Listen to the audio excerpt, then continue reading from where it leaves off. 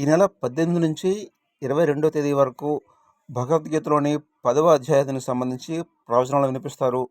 Andhra విశ్వవిద్యాలయంలోని AU engineering కళాశాల ప్రాంగణంలో ఉన్న వైవిఎస్ మూర్తి ఆడిటోరియంలో ఈ ఆధ్యాత్మిక ప్రవచనాలు కొనసాగుతాయి.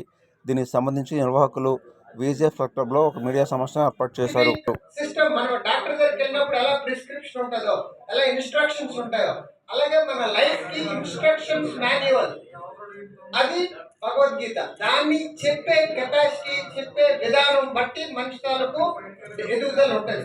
ఇదేంటంటే మన 10 ఏళ్ళుగా మన వైజాగ్ లో అందరికీ ఈ జ్ఞానం ఈజీగా అవైలబుల్ ఉన్నది. సో అందరూ కూడా దీన్ని ఉపయోగించుకుంటారని విన్నవించుకుంటున్నాం.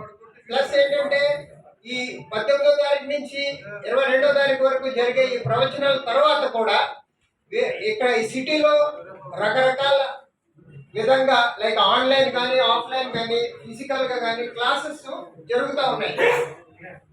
అన్ని ప్లేసుల్లోని వేదాంత ఇన్స్టిట్యూట్ విశాఖపట్నం అనే ట్రస్ట్ ద్వారా ఈ క్లాసులు అందరికీ ఫ్రీగా అవైలబుల్ ఉంది. సో అందరూ కూడా ఈ విషయాన్ని 10 మందికి చెప్తే they will also get the opportunity to attend these classes free of charge. దీంట్లో ఏ విధమైనటువంటి రుసుము ఫీజు లేదు. సో అందరూ కూడా దీన్ని ఉపయోగించుకుంటారని మేము ఆశిస్తున్నాం. Thank you very much.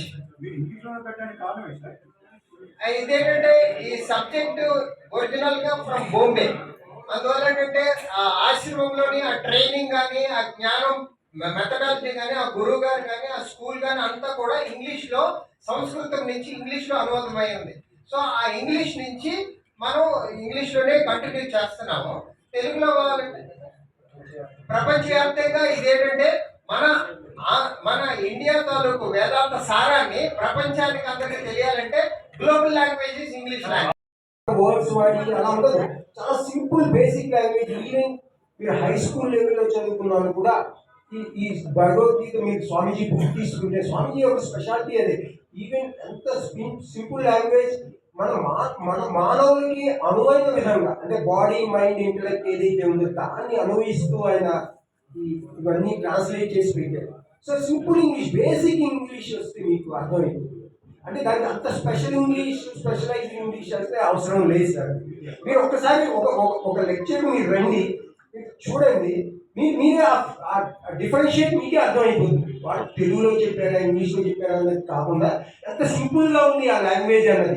అంటే ఎంతో గ్రాంధిక భాషలో కాకుండా వ్యవహారిక భాషలో, వ్యవహారికంగా అందరికీ ఉపయోగపడే విధంగా ఆయన ట్రాన్స్లేషన్ ఆయన చెప్తున్నారు.